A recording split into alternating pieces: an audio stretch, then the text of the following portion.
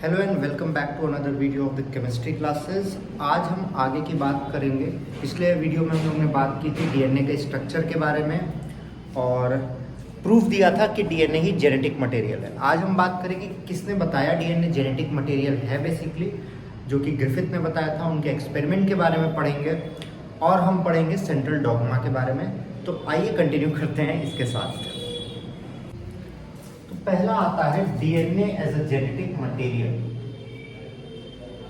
मतलब ये आइडिया किसने दिया कि डीएनए जेनेटिक मटेरियल हो सकता है। अगर हम बात करें तो ये आइडिया दिया गया था फ्रेडरिक ग्रिफिथ के द्वारा। किसके द्वारा बच्चों? फ्रेडरिक ग्रिफिथ के द्वारा। तो ये दिया था फ्रेडरिक ग्रिफिथ। फ्रेडरिक ग्रिफिथ इन्होंने क्या किया, निमोनिया डिजीज के दो स्ट्रेन लिए। एक एस स्ट्रेन स्मूथ टाइप जो डिजीज कॉजिंग था और एक आर स्ट्रेन लिया, rough strain. R stands for rough, जो नॉन वायरुलेंट था। नॉन वायरुलेंट मतलब इससे डिजीज नहीं होती थी, कोई मरता नहीं था। ठीक है, तो इन्होंने क्या किया, पहले केस में एस स्ट्रेन को माइस में या माउस आप कह दीजिए, माउस में इंजेक्ट किया और जैसे इन्होंने माउस में इंजेक्ट किया माउस डाइड और इसके अंदर से मिला एस स्ट्रेन। दूसरे केस में इन्होंने आर स्ट्रेन इंजेक्ट किया माउस में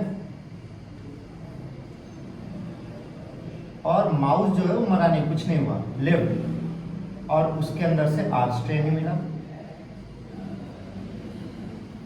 ठीक है। थर्ड केस में उन्होंने हीट किल्ड एस स्ट्रेन दिया, हीट किल्ड एस स्ट्रेन। इस केस में heat killed S strain mouse में इंजेक्ट किया और माउस लिव, कुछ नहीं हुआ, कोई दिक्कत नहीं उसको। पर सबसे इंपॉर्टेंट हमारे लिए आया फोर्थ केस। देखिए बच्चों, फोर्थ केस में उन्होंने क्या किया, वापस से हीट किल्ड एस्ट्रेन ही डाला था। क्या किया था? हीट किल्ड एस्ट्रेन, बट उसके साथ लिविंग आर स्ट्रेन भी, इन दोनों को लिया, सॉरी लिविंग आर स्ट्रेन। और जब इसको माउस में इंजेक्ट किया गया तो नॉट ओनली माउस डाइड, ऐसा नहीं था कि सिर्फ मरा ही वो, उसके मरने के साथ साथ उसके में से एस स्ट्रेन ऑब्टेन भी हुआ। मतलब मरने के बाद एस स्ट्रेन ही ऑब्टेन हुआ। मतलब कोई ऐसा तरीका था जिससे जो आर स्ट्रेन है उसने किल्ड डेड एस स्ट्रेन को आर में, सॉरी डेड एस स्ट्रेन को आर ने लिविंग एस में कन्वर्ट कर दिया। क्योंकि हीट किल्ड एस स्ट्रेन ने काम क्या किया, लिविंग एस स्ट्रेन का, स्मूथ एस स्ट्रेन का, और उससे माउस मर गया। तो फ्रेडरिक ग्रिफिथ ने बताया कि डीएनए भी जेनेटिक मटेरियल हो सकता है और इस प्रिंसिपल को ट्रांसफॉर्मिंग प्रिंसिपल भी कहा जाता है।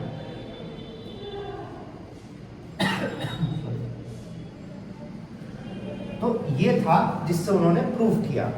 अब आती है सबसे इंपॉर्टेंट चीज जिसे हम कहते हैं सेंट्रल डॉगमा। आई थिंक आपने कॉपी कर लिया होगा, मैं इसको मिटा रहा हूं।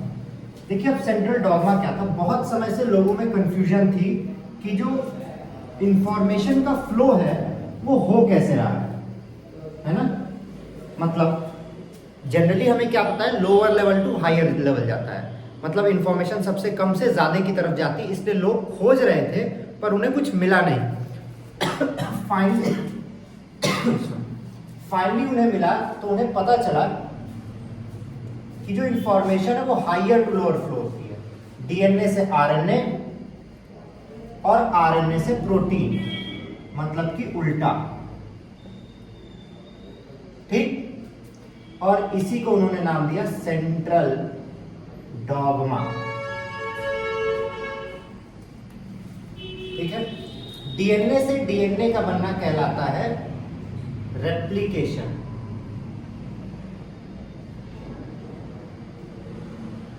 डीएनए से डीएनए का बनना बच्चों क्या कहलाता है? रेप्लिकेशन कहलाता है। सेंट्रल डॉगमा में बताता क्या है? Flow of genetic information. तो हमेशा से लोगों को लगता था कि इंफॉर्मेशन छोटे लेवल से हाई लेवल तक जाता है, मतलब प्रोटीन से पहले आरएनए बनेगा, फिर आरएनए से डीएनए बनेगा। बट ऐसा हुआ नहीं। हुआ क्या, डीएनए से पहले आरएनए बना, फिर आरएनए से प्रोटीन बना। डीएनए से डीएनए बनना कहलाता है रेप्लिकेशन। और जो नेक्स्ट टॉपिक हम पढ़ेंगे वो हम पढ़ेंगे रेप्लिकेशन ऑफ डीएनए। आइए बात करते हैं रेप्लिकेशन ऑफ डीएनए। रेप्लिकेशन का बेसिक मतलब होता है कॉपी करना। ये आपके लिए बहुत ही इंपॉर्टेंट है। रेप्लिकेशन ऑफ डीएनए, ये आता है आपका डीएनए का स्ट्रक्चर।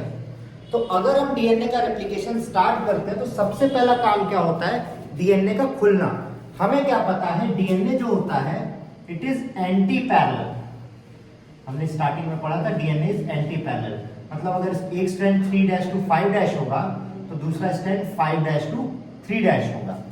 तो होता क्या है, ये देखिए पार्ट्स में डिवाइडेड है। सबसे पहले बनता है रेप्लिकेशन फॉर्म।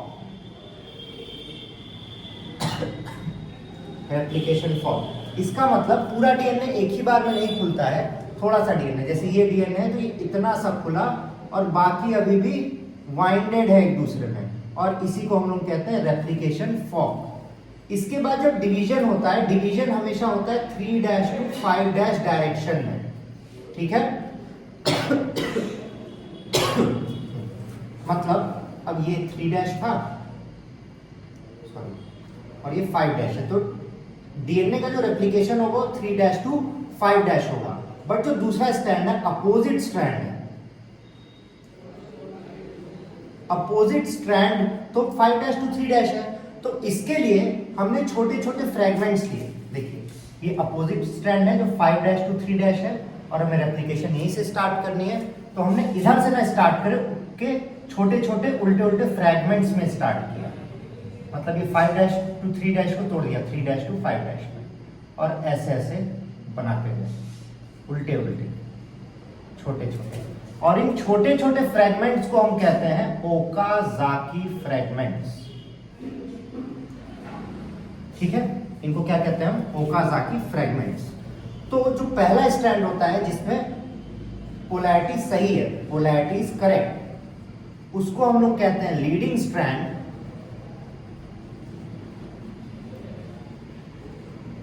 और जिसमें अपोजिट पोलैरिटी से बन रहा है, अपोजिट पोलैरिटी मतलब जिसमें ओकाजाकी फ्रेगमेंट्स बन रहा है, उसको हम लोग क्या कहते हैं, लैगिंग स्ट्रैंड, क्योंकि वो पीछे चल रहा है, लैगिंग स्ट्रैंड। और ऐसे करते करते करते करते धीरे धीरे सारा डीएनए खुल जाता है।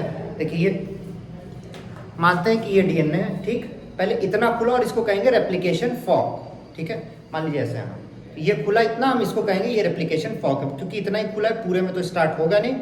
इसके बाद एक साइड मानते हैं इसकी पोलैरिटी सही है 3' to 5' और इसकी पोलैरिटी अपोजिट है, तो इसमें जो रेप्लिकेशन होगा वो पूरा एक साथ होगा, ऐसे मतलब इसके ऊपर आ जाएगा।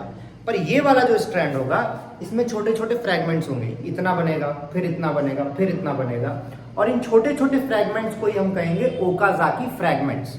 और ओकाजाकी फ्रेगमेंट्स हमेशा लैगिंग स्ट्रैंड में बनते हैं। ये जो ओकाजाकी फ्रेगमेंट्स है, they are joined together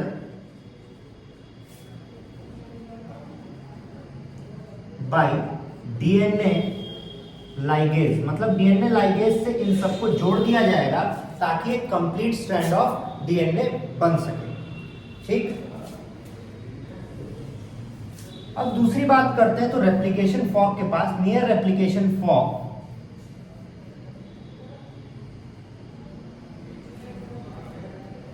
there is an ori. क्या होता है, ओराई मतलब ओरिजिन ऑफ रेप्लिकेशन।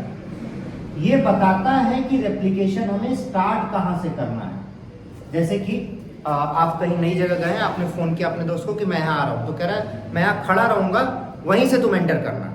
या आप कहीं पार्टी वार्टी में जा रहे हैं, या बहुत बड़े सेलिब्रिटीज जब पार्टीज में जाते हैं उनसे बताया जाता है कि सर हम वहाँ पे खड़े रहेंगे, आपको क्यों देंगे, जहां से हम कहेंगे वहीं से आप स्टार्ट कीजिएगा। जैसे हमने कट बोला आप स्टार्ट कर देंगे। तो वैसे ही डीएनए, हमारे पूरी बॉडी में डीएनए है, डीएनए को जहां से रेप्लिकेट करना होता है, डिवाइड करना स्टार्ट करना होता है, वहां पे एक पॉइंट होता है जिसको कहते हैं ओराई, जिसको कहते हैं ओरिजिन ऑफ रेप्लिकेशन। मतलब डीएनए को अगर डिवाइड करना स्टार्ट करना है तो वहां पे एक कोड लिखा होगा और उस कोड को हम लोग ओराई कहते हैं, क्योंकि डीएनए को वहीं से डिवाइड करना स्टार्ट करना होगा, ओरिजिन ऑफ रेप्लिकेशन। तो इस तरीके से पूरा डीएनए आपका रेप्लिकेट होता है। नेक्स्ट वीडियो में हम सेंट्रल डॉगमा के आगे कंटिन्यू करेंगे। तो ये जो पूरा रिएक्शन है, ये जो लीडिंग और लैगिंग स्ट्रैंड बनता है, it is catalysed bye DNA polymerase. और ये प्रूव करता है, मतलब ये इसके लिए भी है कि डीएनए इज सेमी कंजर्वेटिव, या फिर इसे सेमी कंजर्वेटिव रेप्लिकेशन भी कहते हैं। सेमी कंजर्वेटिव का मतलब कि अगर जो नया डीएनए बनेगा उसमें आधा पुराना होगा आधा नया होगा, क्योंकि हमने क्या देखा, इसमें एक पूरा नया आएगा और इसमें एक पूरा नया आएगा, तो एक ओल्ड दोनों में रहेगा और एक न्यू रहेगा। सेंट्रल डॉगमा में हमने रेप्लिकेशन पढ़ लिया, मतलब डीएनए टू डीएनए हमने रेप्लिकेशन पढ़ लिया। अब डीएनए से आरएनए पढ़ेंगे हम नेक्स्ट वीडियो में, जिसको कहते हैं ट्रांसक्रिप्शन। तो मिलते हैं आपसे नेक्स्ट वीडियो में। Till then bye bye and happy Diwali.